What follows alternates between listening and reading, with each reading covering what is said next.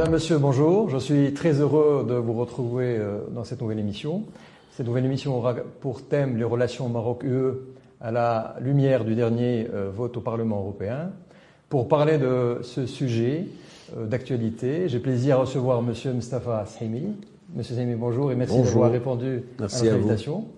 Monsieur, il est de coutume de présenter notre invité, même si j'en ai pas forcément besoin.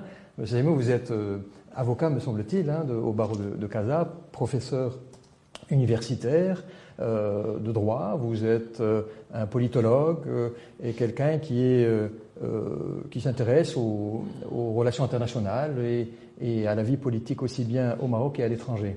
Et au-delà de tout, je pense que vous êtes un homme d'esprit et vous êtes tout à fait en mesure de nous illuminer au sujet de ce sujet.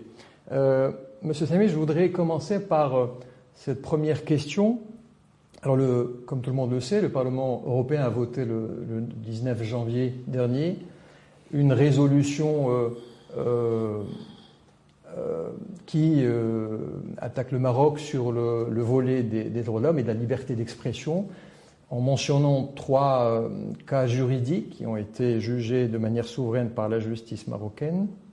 Je rappelle juste que le vote a été exprimé positivement par 356 voix, n'est-ce pas ? 32 votes étaient contre et 42 abstentions, sachant qu'il y a 705 eurodéputés dans l'hémicycle européen. Ils étaient 751 avant le Brexit, ils sont devenus 705 aujourd'hui. Donc il y a eu à peu près... il y a eu 275 absences. Et lorsqu'on fait le total, on arrive à 346 voix, ou 349 voix contre, vous allez me dire, si on peut le voir de cette manière. D'abord, Monsieur Sahimi, comment expliquez-vous, quelle est votre lecture de ces absences? Et aussi, si vous permettez, pourriez-vous nous donner la cartographie des votes hostiles, des votes non hostiles ou amis, s'il vous plaît? C'est une résolution, comme vous l'avez dit, qui a été votée effectivement donc par le Parlement européen le jeudi 19 janvier courant, à une forte majorité, faut le dire, 356, c'est un Parlement qui compte 705 membres. Ça, c'est connu. Ce qui est peut-être moins connu, c'est d'où ça vient. Comment on est arrivé à ce projet de résolution qui a été donc voté par le Parlement européen. Ceux qui ont porté au départ ce projet, ce sont essentiellement 4 députés. Un député espagnol de l'extrême gauche, 2 députés néerlandais, un groupe écolo et un autre socialiste, et puis un député grec, parti libéral indéterminé d'ailleurs, ça fait 4. Donc au départ c'était ça, et c'est à partir de ça qu'a été enclenché un processus donc de signature et d'information auprès de un certain nombre de groupes parlementaires et de cercles pour arriver à faire voter cette résolution. Qui a voté cette résolution ? Essentiellement donc les partis écolos, les partis de gauche socialistes, les partis souverainistes, après je vais expliquer pourquoi, c'est souverainiste, et d'autres partis de la droite, partis donc qui se retrouvent au niveau d'un groupe. Monsieur Sahimi, vous voulez dire les partis du renouveau européen, n'est-ce pas ? C'est ça, voilà, tout à fait, du renouveau, donc ça, mais pas tous. Il n'y a que certains pays qui ont adhéré à ça. Alors, ce que je voudrais observer, c'est d'abord 2 choses. La première, c'est le vote contre des 17 députés du Parti socialiste espagnol qui ont voté contre cette résolution.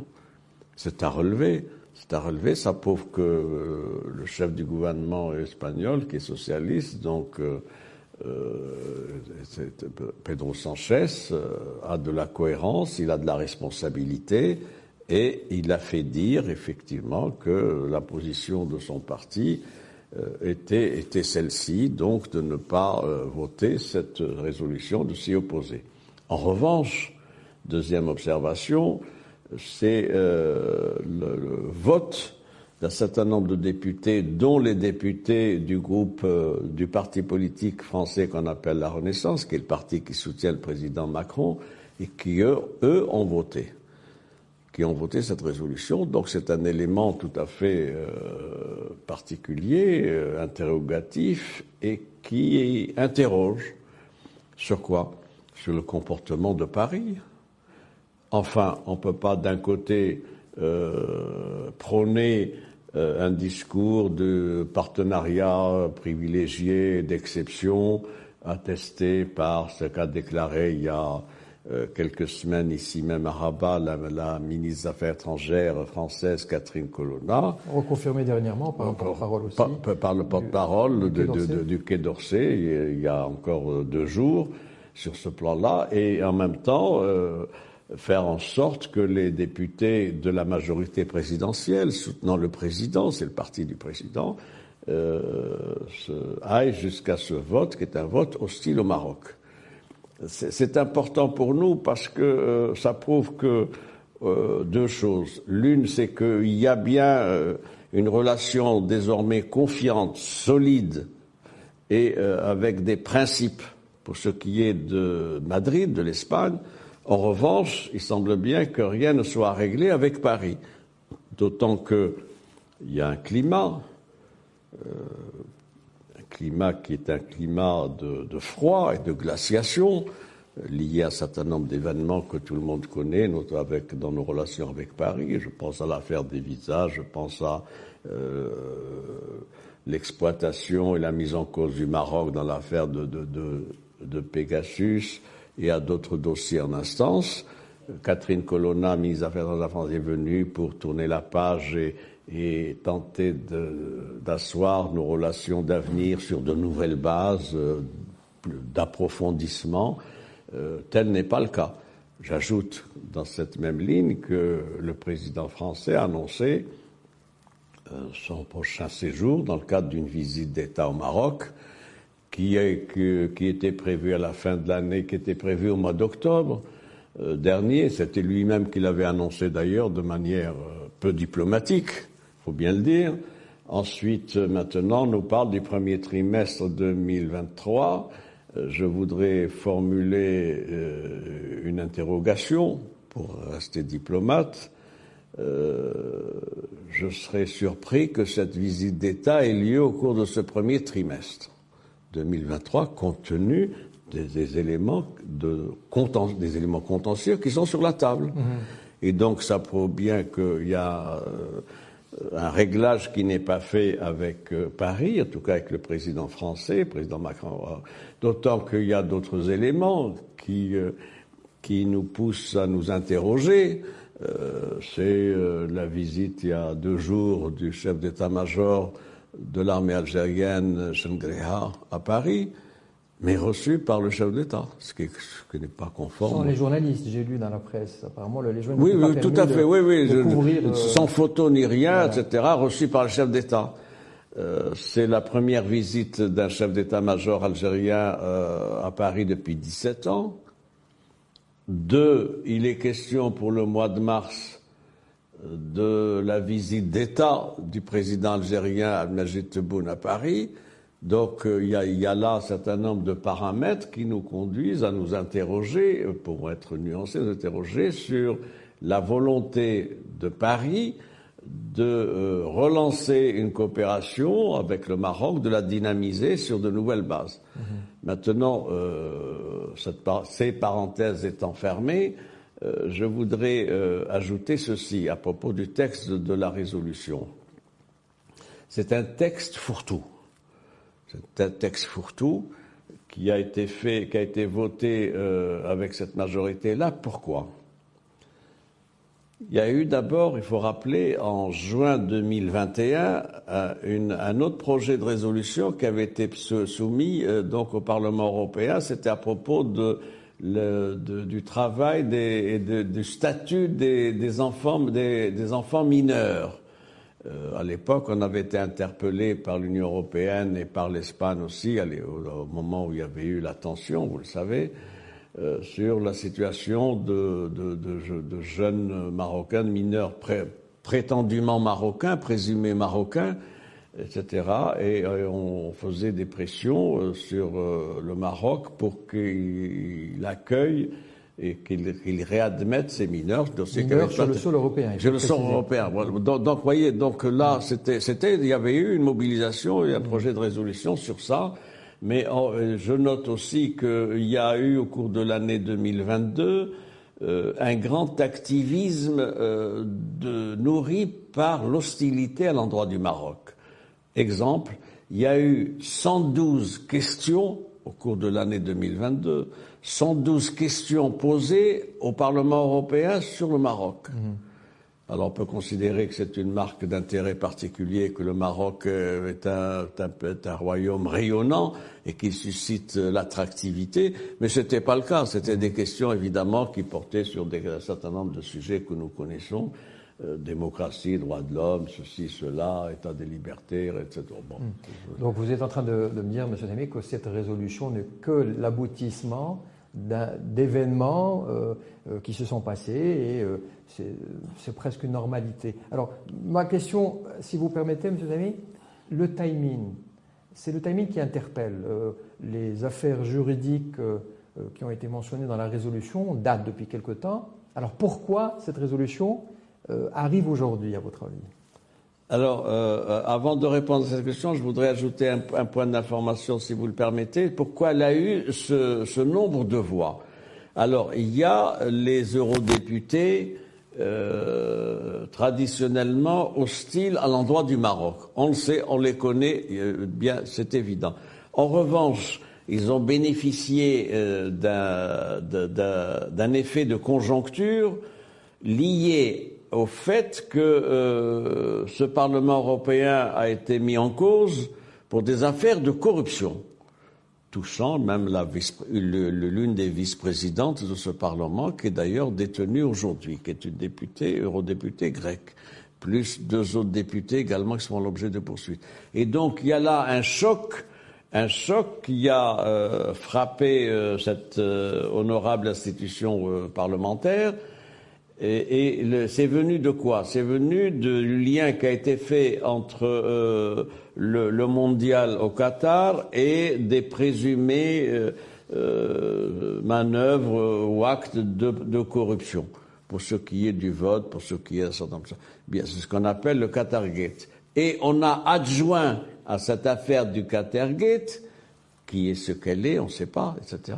On a adjoint le Maroc. Le Maroc, on parle maintenant d'un Maroc Gate. Ça veut dire quoi? Ça veut dire que les eurodéputés qui nous sont hostiles ont saisi cette occasion-là pour dire, voyez, il faut aller plus loin que le Qatar, il faut aller mettre en cause le Maroc. Et d'ailleurs, il y a un certain nombre d'éléments qui sont disponibles mettant en cause le comportement condamnable du Maroc au sein du Parlement avec une politique de corruption. Et sur ce plan-là, ils ont utilisé quels éléments? Ils ont utilisé ce qu'a déclaré un ancien député italien, Panzeri, qui est député. C'est un eurodéputé italien, Panzeri, qui a été incriminé, mis en cause à propos du Qatargate et qui a donné un certain nombre d'éléments d'information sur le Maroc à la justice belge. Comment ça s'est passé? Il a négocié avec la justice belge, qui lui a assuré, donc c'est un député repenti, ce qu'on appelle, comme dans le vocabulaire italien, c'est le cas de le dire, c'est un député repenti qui a négocié avec la justice belge pour donner un certain nombre d'éléments d'information et pour mettre en cause le Maroc, notamment tel ou tel acte prétendu de corruption. Et il a négocié pour obtenir quoi? Pour obtenir une peine de 1 an de prison avec sursis, laquelle peine serait limitée à un bracelet électronique.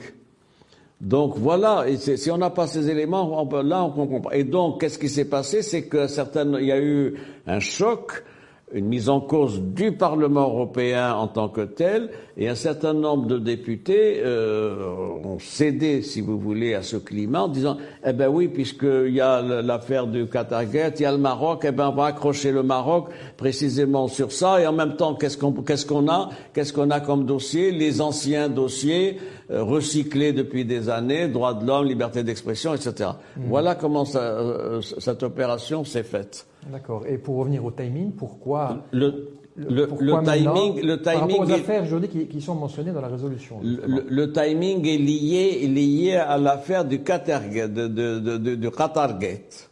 S'il n'y avait pas eu l'affaire du Qatargate, il n'y aurait pas eu ce projet de résolution. D'accord.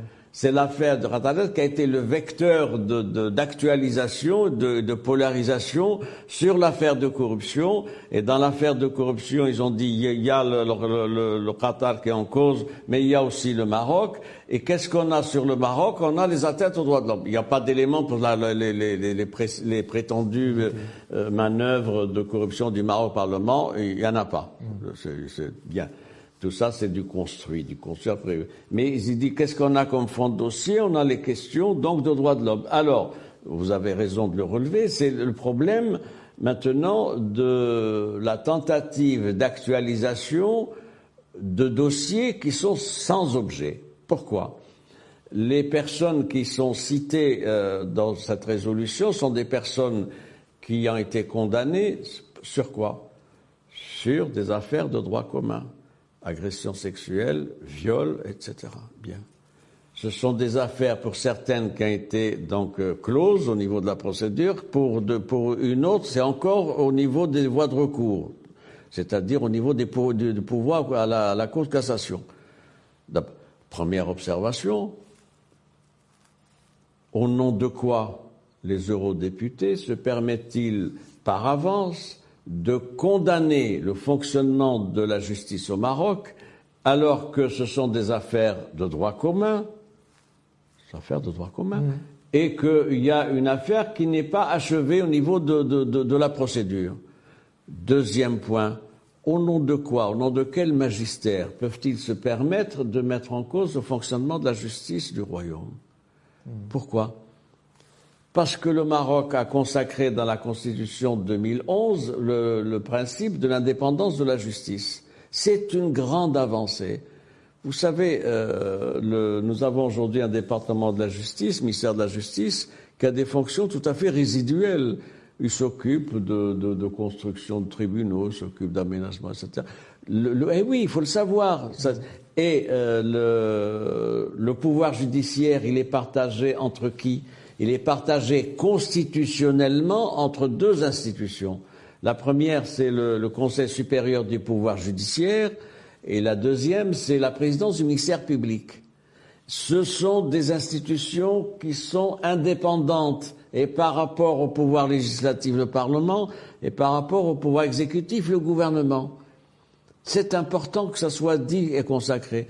D'ailleurs, la politique pénale du Maroc maintenant, elle n'est pas définie par le ministère de la Justice, elle est définie par le parquet et mise en œuvre par le parquet, où le processus d'indépendance a été consacré en 2017. Ça a pris du temps, mais c'est un fait.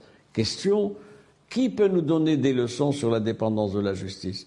Vous savez, moi j'ai étudié cette question. Sur les 27 pays membres de l'Union européenne, il y a une petite dizaine qui ont consacré le principe de l'indépendance de la justice. Et il y en a 17 autres où l'indépendance de la justice n'est pas consacrée. Même en France, tenez-vous bien, il n'y a pas indépendance, contrairement à ce que l'on peut penser, il n'y a pas indépendance du pouvoir judiciaire. Et d'ailleurs, en France, il n'est pas question, même dans la Constitution, de pouvoir judiciaire, c'est question d'autorité judiciaire, ce qui est une nuance évidemment de contenu. Et en France, la politique pénale est entre les mains de l'exécutif. Comment? Par les instructions écrites données par le département de la justice, donc aux différents parquets de ce pays. Donc nous n'avons pas de leçons à recevoir sur ce plan-là. Très bien.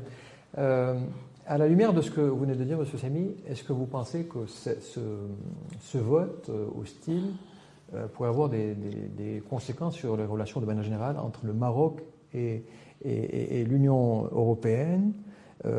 Est-ce qu'il faut vraiment prendre ce vote au sérieux ou est-ce qu'il faut éviter de le surestimer et de se dire finalement il y a eu pas mal d'absents, il a été voté effectivement, vous avez dit tout à l'heure, par une large majorité, mais il y a eu des absents qui peut-être exprimaient un certain point de vue.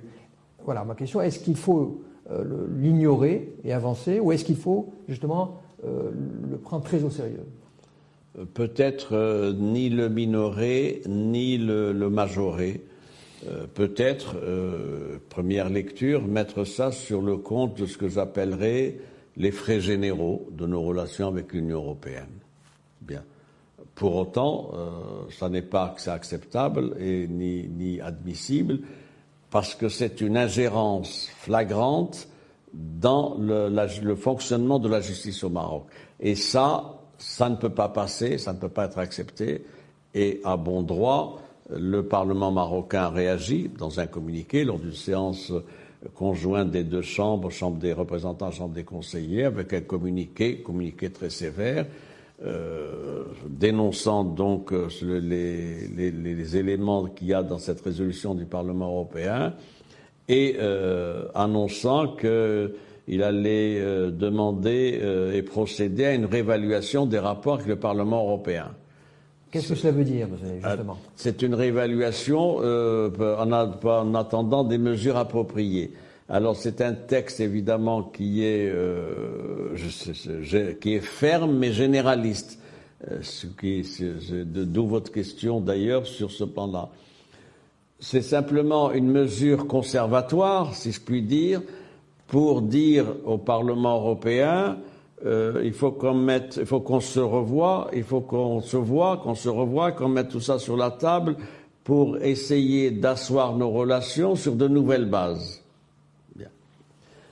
Si on m'avait demandé mon avis, ce qu'on ne me demande pas, mais comme je le donne quand même, j'aurais aimé une réaction complémentaire à celle de notre Parlement, c'est-à-dire la réévaluation en attendant des mesures appropriées, et j'aurais proposé que l'on ajoute ceci, en attendant suspension du dialogue avec le Parlement européen. Mais justement, si on arrive à ce point-là, est-ce que c'est quelque chose qui pourrait justement atténuer les relations entre le Maroc et l'UE de manière générale, parce qu'on a des relations qui sont quand même stratégiques. Le Maroc est un partenaire stratégique de l'UE. Est-ce que ça ne va pas être justement une mauvaise façon de réagir? J'entends bien votre objection, mais je fais une différence, si vous le permettez, entre les relations entre les deux parlements d'un côté et les relations entre le Maroc et l'Union européenne en tant qu'instance, c'est-à-dire le Conseil européen où il y a les 27 chefs d'État et de gouvernement, la Commission de Bruxelles qui est l'organe exécutif donc de cette union, etc. Puis il y a la Cour européenne des droits de l'homme, etc. Puis il y a le Parlement. Donc moi je fais bien une distinction entre les relations parlementaires Maroc Union européenne et les relations existant donc entre l'État marocain et l'entité régionale communautaire qui est à Bruxelles, qui est donc, je l'ai dit, le Conseil européen et la Commission de Bruxelles, la Commission européenne. Il nous faut pour l'instant rester au premier niveau, celui des relations entre les deux parlements. Je pense qu'en annonçant la suspension du dialogue avec l'Union européenne, je pense que ça aurait été une position plus ferme pour faire montre de notre détermination. Très bien. Pourquoi? J'ouvre la parenthèse, c'est-à-dire que nous avons maintenant une diplomatie qui est une diplomatie de mouvement, qui est une diplomatie de fermeté, une diplomatie qui appelle au respect d'un certain nombre de principes. Et il faut bien le dire que cette diplomatie a porté ses fruits. Dans le monde d'aujourd'hui, vous n'êtes audible et respecté quand vous affirmez votre détermination. On l'a vu pour la crise qu'on a eue avec l'Espagne. J'y reviens pas, c'est connu. la crise qu'on a eue avec l'Allemagne, où les relations ont été suspendues pendant 1 an, et d'autres dossiers où le Maroc a fait montre de sa détermination. Et ça, c'est à mettre au crédit, on le dira, d'une conception royale du déploiement de l'action diplomatique. Il faut le dire, c'est le souverain qui est partisan à bon droit, à juste titre, de cette diplomatie de fermeté qui appelle à ce que le royaume soit respecté. Pourquoi ? Parce que le Maroc a changé. Le Maroc 2022-2023 est une puissance régionale, une puissance crédible. C'est une puissance qui a redéployé sa diplomatie vers d'autres espaces géostratégiques, géographiques, etc. Et c'est le Maroc, la voix du Maroc est une voix qui compte, et donc il n'est plus question d'accepter un certain nombre d'actes inamicaux sur lesquels, en d'autres circonstances, on aurait fermé les yeux. Maintenant, deuxième lecture, pour ce qui est des relations avec l'Union européenne, il est bien évident que c'est un socle important, vous l'avez relevé. Les 2/3 de nos échanges se font avec l'Union européenne. Nous avons de grands programmes de coopération dans tous les domaines, énergie renouvelable, transport, investissement, formation, etc. L'aide européenne de l'Union européenne au Maroc est importante. Elle est en moyenne de 200 millions d'euros par an. Il y a un autre programme qui est l'agenda pour le développement pour les années à venir, et le Maroc donc est le premier, il faut le dire, c'est pratiquement le premier bénéficiaire de l'aide européenne hors les pays européens, c'est-à-dire avec l'Union européenne. Donc il y a là une dimension de rapport de coopération, d'intérêts partagés. J'ajoute que le Maroc se distingue aussi par une valeur ajoutée à sa diplomatie qui va tout à fait au-devant des nécessités, des besoins de l'Union européenne. Je pense que le Maroc est pionnier pour ce qui est des énergies renouvelables. Et d'ailleurs, l'Union européenne a signé il y a quelques mois un accord de partenariat vert avec le Maroc. C'est le premier pays qui est visé par ça. Le Maroc est pionnier pour les énergies renouvelables. Le Maroc a une valeur ajoutée pour ce qui est de la lutte antiterroriste, pour ce qui est de la maîtrise du contrôle des flux des migrations. Il est pionnier, c'est le Maroc qui est, vous savez que c'est Sa Majesté le Roi qui est leader africain de l'immigration, consacré par le sommet de l'UA de février 2017, 1 mois après notre retour à l'Union africaine. Le Maroc est pionnier également pour ce qui est d'une politique religieuse particulière, d'un islam modéré, tolérant. Et donc nous avons, si vous voulez, dans notre portefeuille, un certain nombre d'éléments qui sont un plus par rapport à d'autres pays. Sans oublier la position du Maroc, qui est une position sage et respectée pour ce qui est de la situation au Sahel, de la lutte antiterroriste, des problèmes de la Libye. Le Maroc est sur une autoroute constante qui n'a pas varié d'un pouce. C'est que la question libyenne doit être réglée par les Libyens. Sur la base de quoi? Il y a un texte de référence ce sont les accords de Srira de décembre 2015. C'est une base consensuelle qui a été admise, évidemment ça doit être actualisé, etc. Et le Maroc, sur ce plan-là, n'a pas varié, et tout ça va au-devant, finalement, des interrogations et des ambiguïtés de l'Union européenne, et sur le Sahel, et sur la Libye, et sur d'autres questions. Par exemple, quelle est la position de l'Union européenne sur le Sahel? Il y a des divergences. Il y a des divergences entre les pays européens sur les sujets. D'ailleurs, ça a conduit à la situation que vous savez. Pour ce qui est de la Libye, c'est la même chose. Est-ce que l'Union européenne a une position commune sur la Libye et d'autres questions, etc.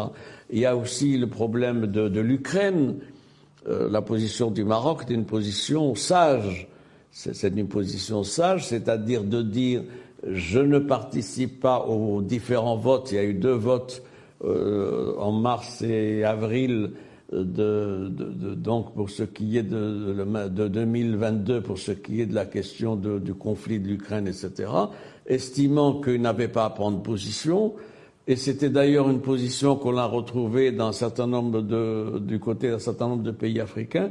C'est une position de sagesse. C'est pas une position de frilosité, c'est une position de sagesse en disant c'est une question européenne.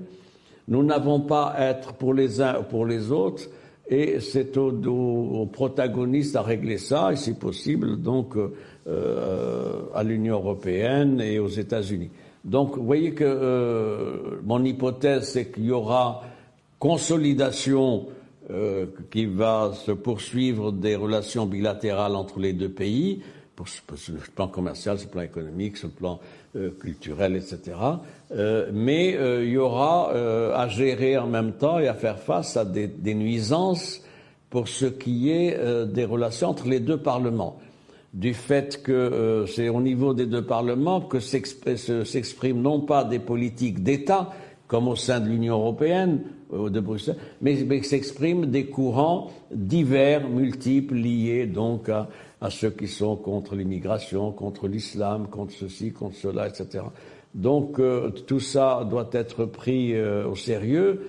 J'ajoute un autre élément d'interrogation qui nous préoccupe, ce sont des mesures prises ou devant être prises aujourd'hui pour porter atteinte au dispositif actuel régissant les rapports entre le Maroc et les pays européens, notamment la France.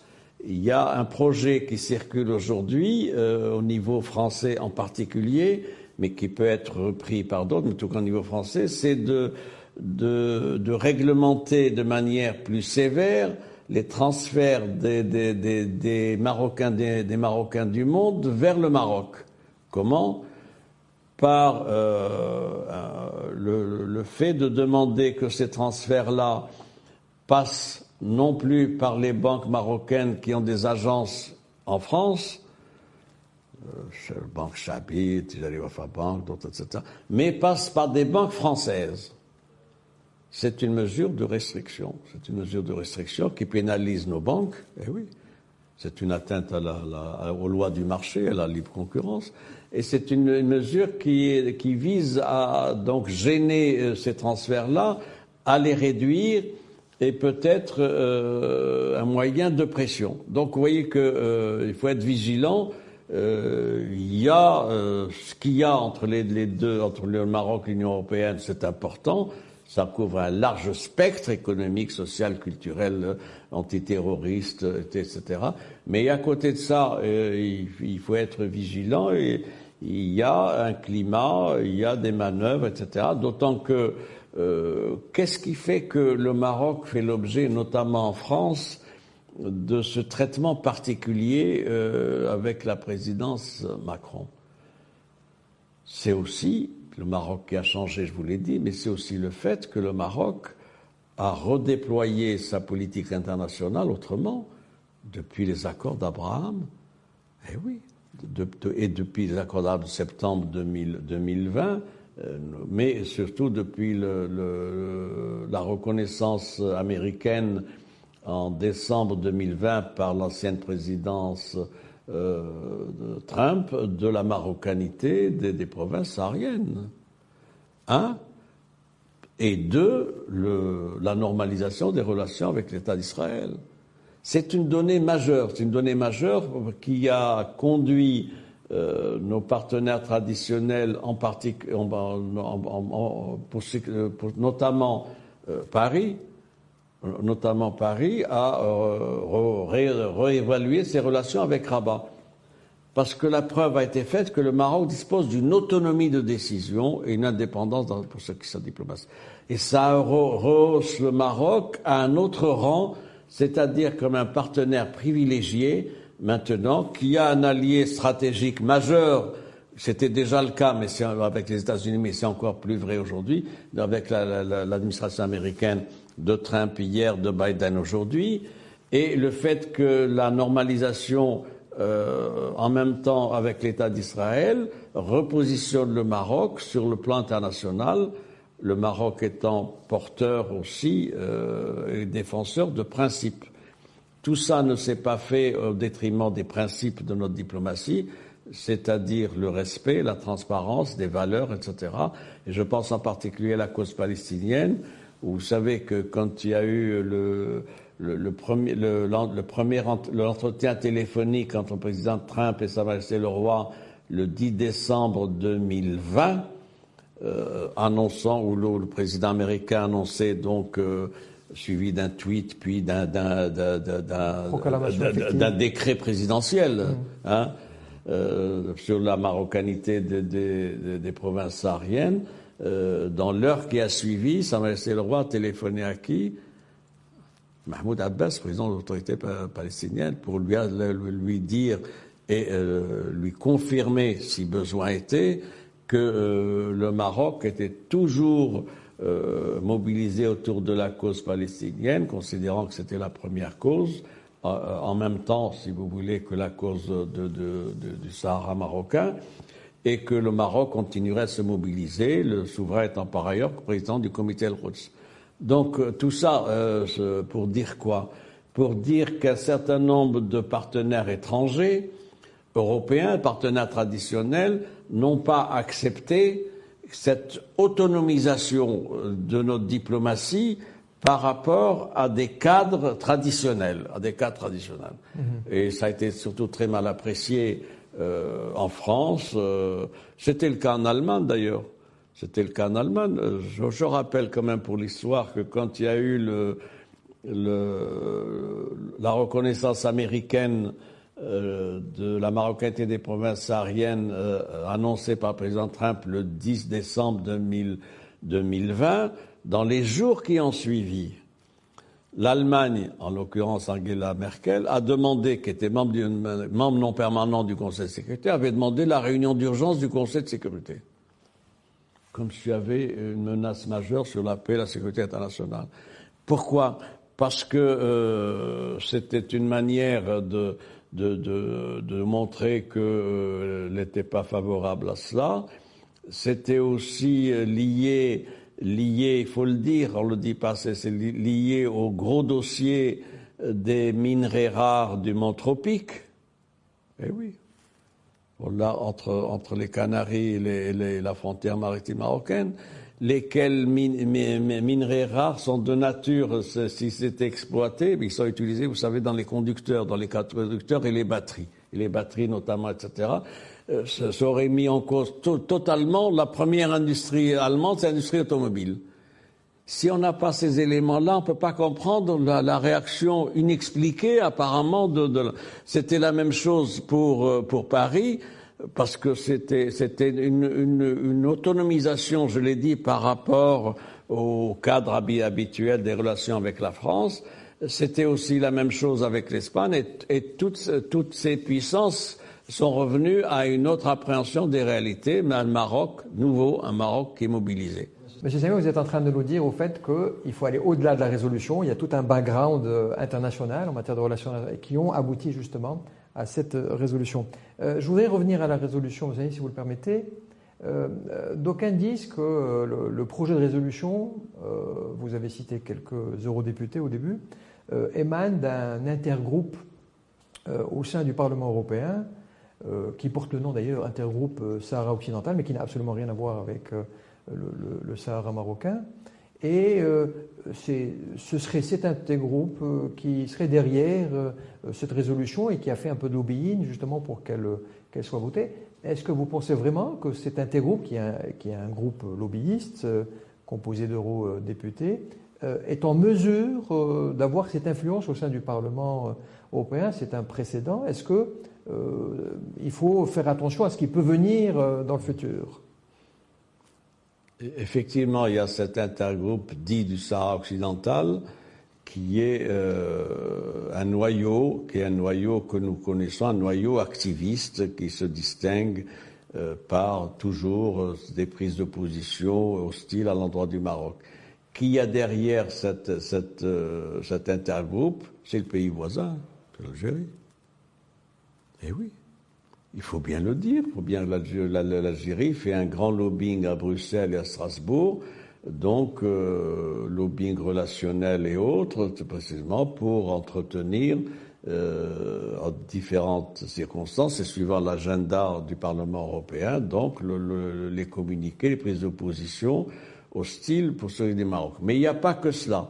Il y a aussi d'autres officines, je dis bien des officines pour bien montrer ce qu'elles sont, et notamment un certain nombre d'ONG qui sont là encore dans ce même périmètre. Je pense à Reporters sans frontières, je pense à Amnesty International et à d'autres. Sur quoi ont travaillé les eurodéputés qui ont présenté ce projet de résolution? Moi, je peux vous le dire, je connais les textes de Reporters sans frontières. Ils ont travaillé sur les textes précisément de Reporters sans frontières.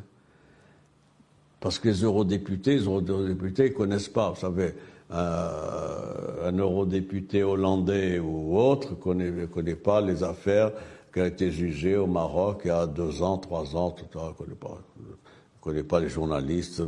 Lesquels journalistes ont été condamnés, non pas en raison de l'exercice de leur métier, il faut le rappeler, ils ont été condamnés pour des affaires de droit commun. Donc il y a là un petit monde où il y a plusieurs segments. Il y a ce groupe-là donc que vous avez cité. Il y a d'autres groupes, il y a d'autres ONG qui sont des ONG internationales, je les ai citées, Reporters sans frontières, Amnesty, etc., et d'autres petites associations en franchise, si je puis dire, dans les différents pays, liées à des militants activistes, extrême gauche, écolos, ceci, cela, etc. Voilà, c'est ce monde-là qui est là et qui nourrit continuellement cette campagne contre le Maroc. Très bien. Monsieur Sami, dans les relations internationales, dans les conflits internationaux, il y a toujours des sorties de crise. Et ça sera le cas également pour celle-ci. À votre avis, pour l'observateur que vous êtes, quels sont les scénarios de sortie de crise entre le Maroc et l'UE ou le Maroc et le Parlement européen? Tous les scénarios possibles doivent partir d'un prérequis, la fermeté. La fermeté et le respect. On peut pas aller au-delà si au départ on n'accepte pas sur la table, pour reprendre langue avec ces eurodéputés, qui est la fermeté, qu'il faut qu'ils mesurent notre détermination et combien cette détermination est forte.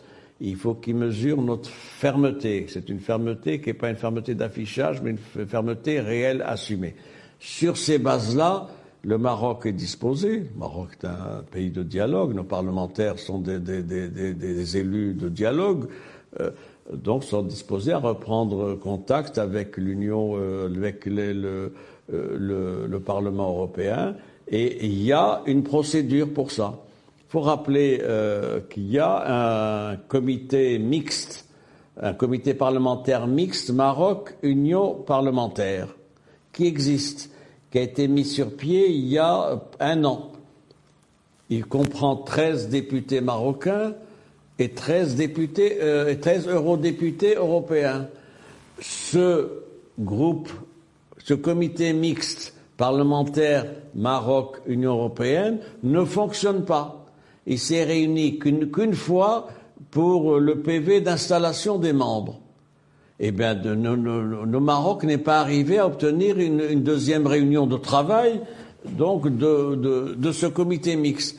Donc, les gestes de bonne volonté que peuvent faire les eurodéputés, c'est commencer par réactiver le travail de ce comité mixte parlementaire Maroc-Union parlementaire. 13 membres et 13 membres. Ça, c'est le premier signe d'une volonté de normalisation et de dialogue.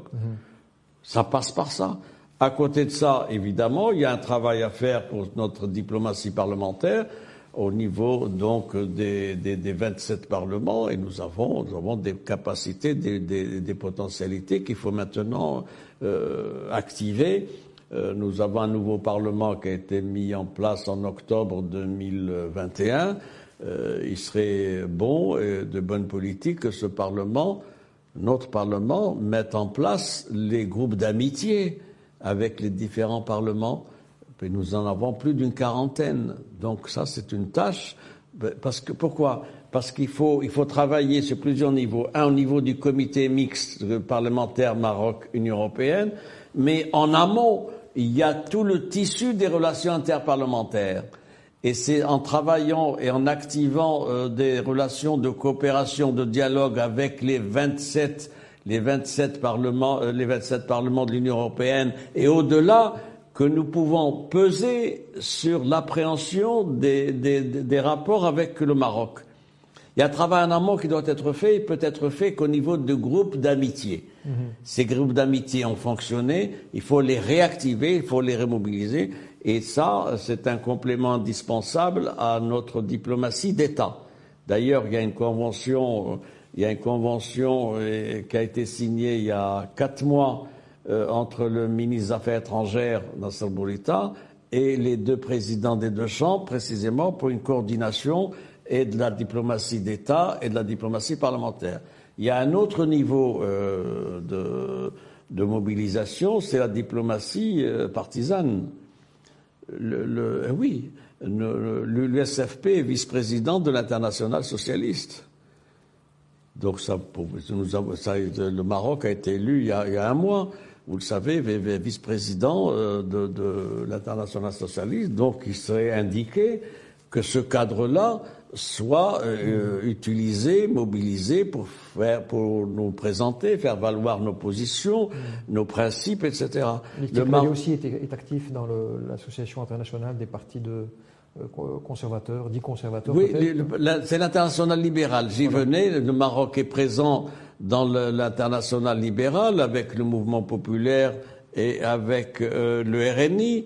Le parti de l'Istiqlal aussi est membre d'une internationale.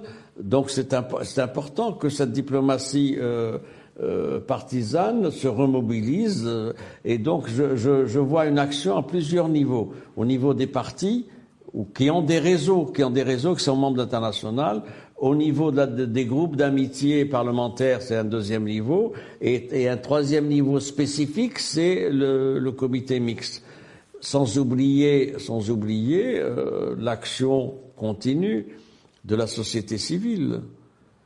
La société civile aussi est présente un certain nombre d'enceintes internationales, de forums, de conférences, etc., pour porter la parole du Maroc. On leur demande pas de suivre aveuglément ce qu'on leur dit.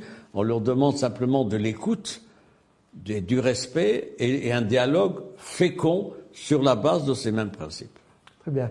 Monsieur Samy, nous arrivons au terme de cette émission et la tradition veut que le dernier mot revienne toujours à notre invité. Quel sera le vôtre ? Je dirais plusieurs choses. La première, me semble-t-il, c'est la nécessité impérieuse de renforcer le front intérieur.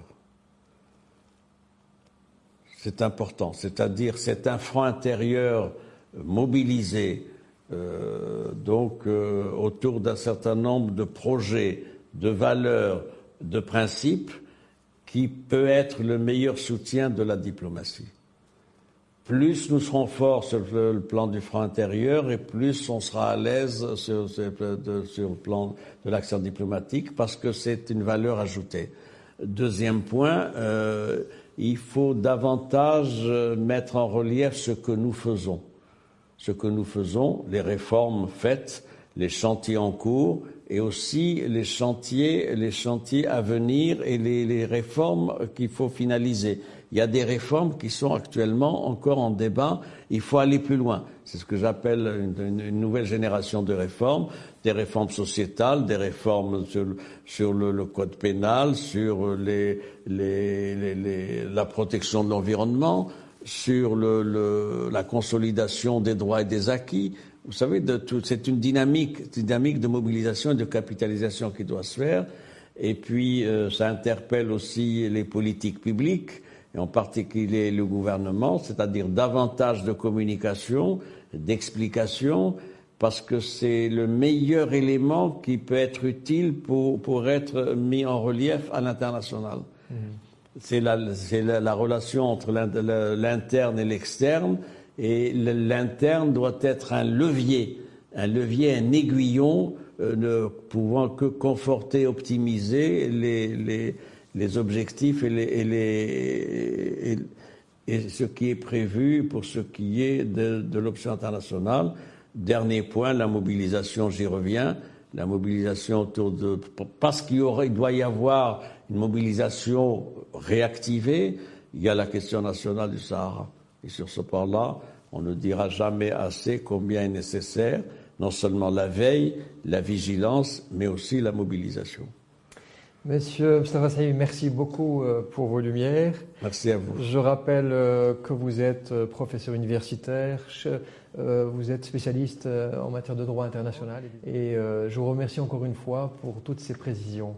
Madame, Monsieur, je vous remercie pour votre suivi et je vous donne rendez-vous à une prochaine émission. Au revoir.